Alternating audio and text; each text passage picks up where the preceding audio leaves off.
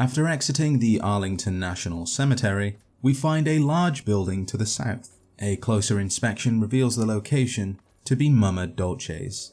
It is here we can also listen to a new radio broadcast titled People's Republic of America Radio. Greetings to the oppressed masses from the peace-loving peoples of China. All peace-loving peoples must join together to stop the war of aggression being waged by the Wall Street Gang. Why do you continue to send your boys to die for your capitalist masters? Your boys are dying on the Alaska front, and all for nothing.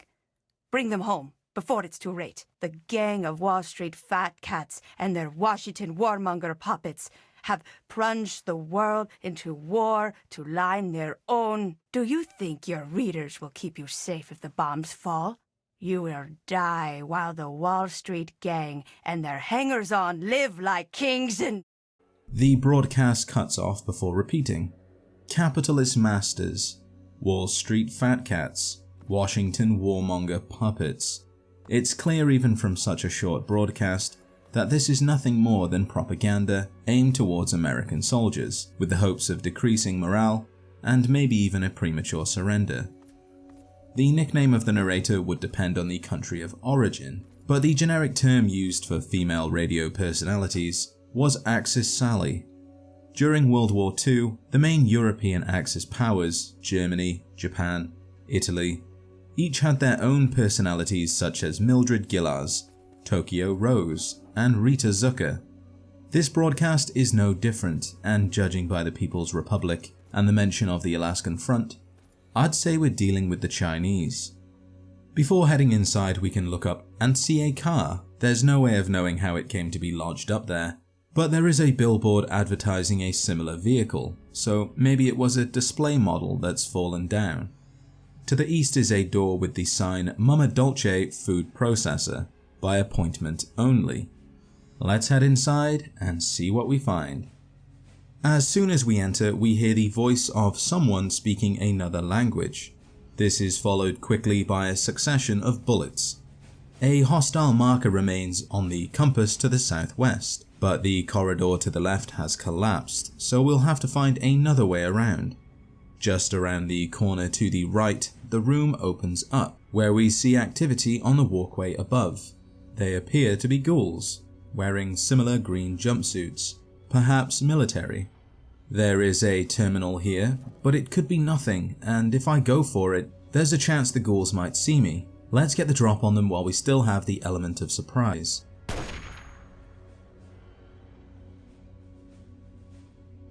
The text in the upper left corner reveals the enemy to be a Chinese remnant soldier, so we were right about the broadcast being Chinese. Let's see if the terminal can shed any light as to why the Chinese would be at a food processing plant. Maybe they were poisoning Americans via food. The terminal only controls the nearby turret, and after reconfiguring the targeting data and hearing no additional gunfire, I decided to take it out myself. The nearby door leads to a different area, which we can return to later. But right now we can loot 3 mini ammo crates for some 44 rounds and pick up the magazine on the floor by the stairs. From here we see the body of another Chinese soldier, presumably taken out by the turret. A Chinese sergeant. I guess after all these years they're still keeping rank. Around the room are many bowls of gravity-defying noodles that, for some reason, are all face down. And we can also loot the body of the soldier, 10mm rounds, a Chinese pistol, and a dirty Chinese jumpsuit. I'm not entirely sure why, but I decided to collect the jumpsuits as some sort of trophy. Cleaning America, one commie at a time. The lower walkway here can't be reached without console commands, and both doors at either end lead to nowhere. Opening the door to the next room startles a Chinese officer, who shouts something just before he dies. I don't speak Chinese, so I cannot translate, but the subtitles will translate for us if we get close enough. Inside the room with the loud clanking machines, another remnant can be seen.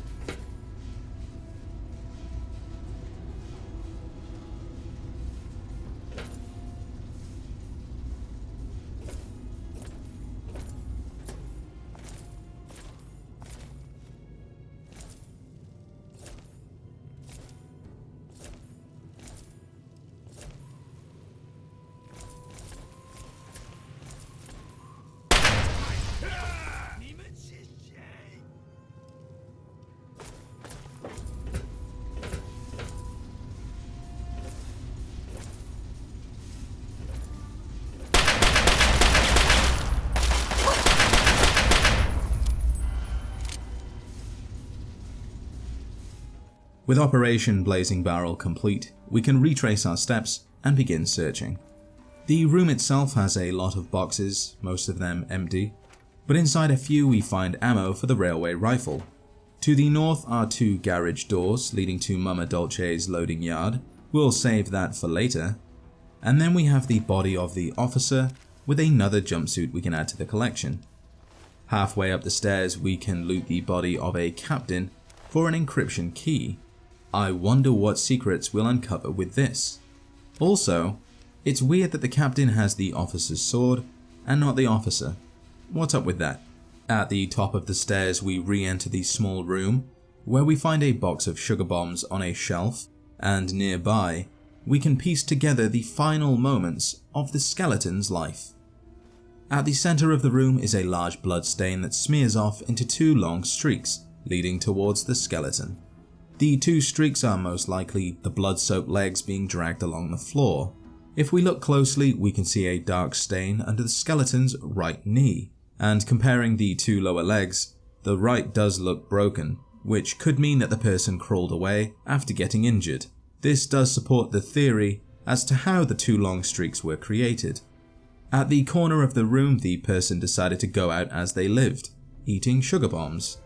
The only thing that doesn't make sense here is the fact they're using a plate to consume cereal. If you aren't going to eat them correctly, then you're not having them at all. We then have the choice of heading through a doorway to the west or through a door to the east. We did briefly go to the west while hunting down the Chinese soldiers, so let's head that way first. Through the first door on the right is only a first aid box. The next available right brings us to a short corridor and the body of an officer. At the end of the corridor we can see the door leads to the loading yard, the same location as the 2 garage doors. Turning around and heading right at the end takes us down a flight of stairs to a T-junction. To the left is a warning sign, trip hazard, caution. At the bottom of the nearby stairs we see someone face down. If we turn right at the T-junction we see the aftermath of a bloody battle. 2 skeletons, one holding a 10mm pistol, the other a spatula. Both lie surrounded by multiple bullet holes and blood patterns. What happened here? Maybe the Chinese soldiers invaded the building, and the skeletons we see are the remains of the American employees. Hopefully we'll find something that can tell us more. Sprawled across the floor is a dead officer, the very same I shot in the back through the hole in the ceiling. Inside the nearby room, the only thing of interest is the hole in the floor, where we can peer through to the lower level and see that it too has a hole, this one leading into some kind of tunnel. Down the stairs and past the clumsy remains, we can enter the lower level and head inside. At the end of a short passageway is a barricade made from tables and desks. Behind them is a skeleton, a Tumblr's Today magazine, and 2 large safes. The right one is an average lock with these items inside, and the one on the left is a hard lock with these items inside. Also, there's a sewer grate that can be interacted with by climbing atop one of the safes. It opens and closes, but nothing actually happens. As to why this was left in, your guess is as good as mine. With this part of the building fully explored, we can head back to the skeleton with the broken leg, and this time head east. The room we enter seems to be some kind of mixture between an office and a break room. To the left we find a terminal. Logging on we get a greetings message, Mama Dolce's processed foods, an all-American business, or so they say. Selecting resource levels brings up a list of diagnostics. Pump 4, low gelatin levels. Printer MKTG, low yellow 21B levels. Building temp, no reading. And flavor inject 8, low yellow 21B levels. The printer seems to be using the same yellow coloring as the flavor injector. Is that safe? Quarterly analysis. Quarter 1. Results show strong growth. Sweet and sour stroganoff frozen dinner enjoying unexpected popularity with youth demographic. Quarter 2. Projections show diminished returns due to increased cost of domestic shipping. Recommend increased quotient of byproduct use from regional affiliates in lumber milling industries. Seek alternative revenue streams where possible. Human Resources Memo. Please welcome our new hires to Washington, D.C. Processing and Packaging Plant. Thanks to the new plant manager, Robert Whiteman, for continuing the speedy staffing of this facility. Thomas Jenkins, Michael Smith, Jonathan Apple, and Joe Jones. These names are almost stereotypical. I wonder if these new employees were given these names by the Chinese government. Thomas J, as in Thomas Jefferson. Smith and Jones are pretty common Western surnames. And Jonathan Apple might be a reference to Johnny Appleseed, the American pioneer. It could be nothing more than a coincidence, but it's easy to jump to conclusions, especially when Chinese soldiers are trying to kill you. Urgent diagnostic alert. Critical diagnostic message. Radiation levels exceed federal limit. I'm guessing this is around the time the bombs started dropping. And lastly, at the bottom, access encrypted file. Welcome Agent Huang. Hail the People's Republic. Display setting English. The Republic Peoples of China salute your braveries. Find established cover operation of Mama Dolce's food creation factory. Priority to rendezvous with selected team in covert operations of local area. Job and wage are secured for each within cover operation. Required to inform when first stage of operation is complete. So, Mama Dolce's was a front for the Chinese government. By shipping food throughout the country, they could have slipped in all types of items, maybe even people. Judging by the numerous skeletons found throughout the factory, I'd guess that not all employees were in on the secret. There might have been American employees who were simply kept around to add to the illusion, or perhaps the Americans were traitors, who were expelled after China invaded. I can't imagine you'd trust someone who sold out their own country. On the wall is a locked safe with some money inside.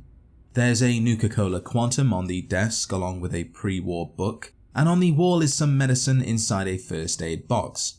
In the center of the room we see the initial soldier that we first sniped. On the opposite wall we find 2 Nuka-Colas and 3 boxes of sugar bombs, next to a bloody skull and combat knife. Heading through the open door we see the other remnant we sniped. This one's a sergeant. At the end of the steel walkway we can enter into a room.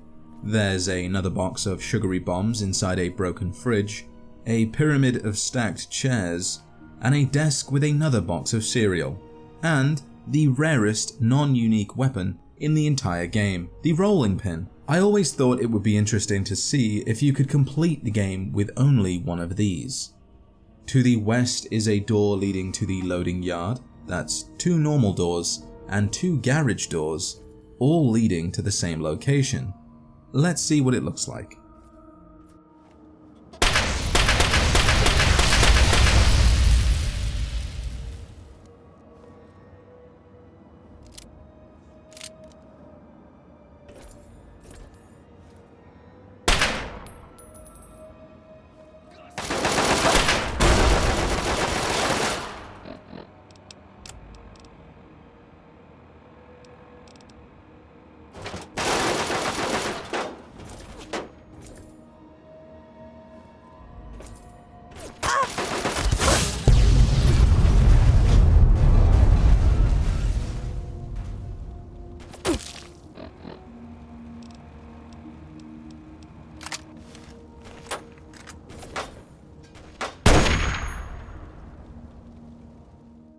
That was one way of handling things.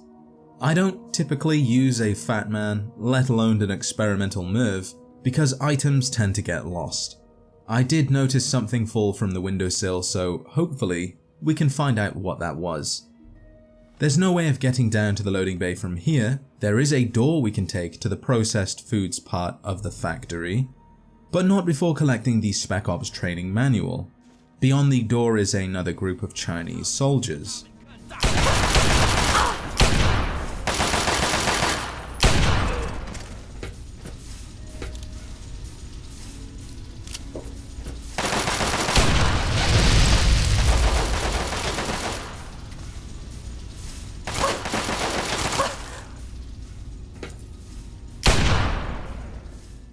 I did not see that gas leak.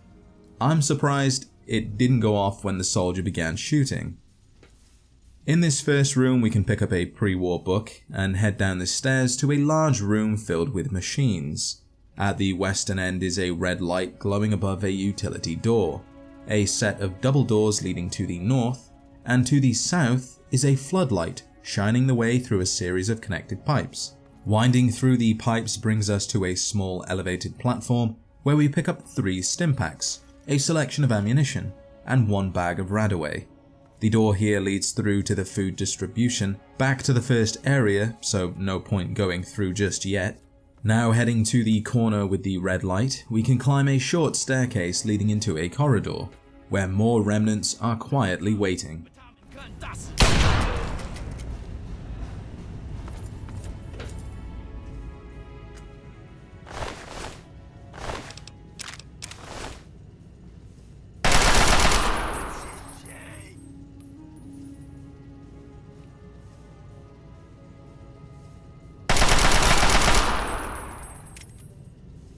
The door on the left leads into the loading yard. Keeping that in mind, we continue onwards to the crossroads. Directly ahead is a joint restroom where we find a guns and bullets skill book beside the toilet, and as I was leaving, almost received a heart attack. Going left from here leads to a musky room filled with water and the switch to open the utility door. According to the official Fallout guide, this should have been used by the Chinese soldiers to ambush the player as they approach. The only path of the crossroads left leads upstairs, so let's check out the double doors leading to the north. Behind the right door is a stealth boy on the table, some pre-war snacks inside the Eatertronic, ammo in the small crates, and 40 darts on top of the open safe. The door here leads back out into Arlington Cemetery, so the last place to go is past the skeleton who fought back using the worst sword and shield I've ever seen, and up the stairs. At the top of the staircase we can turn left and re-enter the loading yard, this time into the sniper's nest. We can look out across the yard to the other side where we used the Merv. On this side we find another guns and bullets skill book and a sniper rifle with 4 .308 rounds. If we go through the door just in front, we enter into the corridor from earlier. That leaves just the lower section of the loading yard, which we can get to by going through one of 2 doors in the previous area. I decided to go through the one nearest the crossed hallway. The first thing I thought I would do is try to find the object that fell from the windowsill. If you look closely, you can see the .308 ammo box behind the fence. I tried for a few minutes to jump over the fence with no such luck, so I used console commands to pass through the fence and collect my spoils. Around the yard we can see the 2 garage doors now from the other side. We can run along the train carriage and jump across to the skip where we find 5 bottle caps and 1 box of potato crisps. As for the 2 soldiers we blasted with the Merv, I could only find the 1 body. The soldier wielding the missile launcher was nowhere to be found. To the west is a locked gate which, despite requiring a key, cannot actually be opened. I was pretty curious, so once again I used console commands to pass the impassable gate. On this side we can turn the corner and see the everlasting expanse of nothingness. Before heading out to explore the ceaseless void, we can look up and read the sign. It reads, Aries? Which I think is all that's left of the word deliveries. I guess the developers thought that you wouldn't be seeing much more than that, so why bother placing the whole word?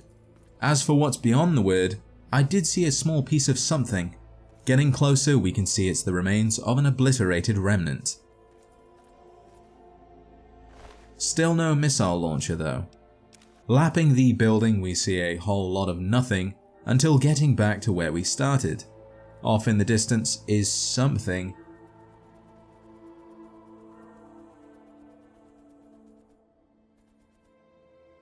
And there it is, the missile launcher. I know bodies can fly quite far, but this has to be a record. Clipping back through the gate and making our way back to the door through the series of pipes brings us back to the entrance with the terminal. And there we have it, Mama Dolce's and the Chinese Remnants. If you enjoyed the video, then consider leaving a comment, liking the video, sharing it with a friend, subscribing to see more, and enabling notifications to avoid missing any activity. Thank you for watching, and I will see you in the next adventure.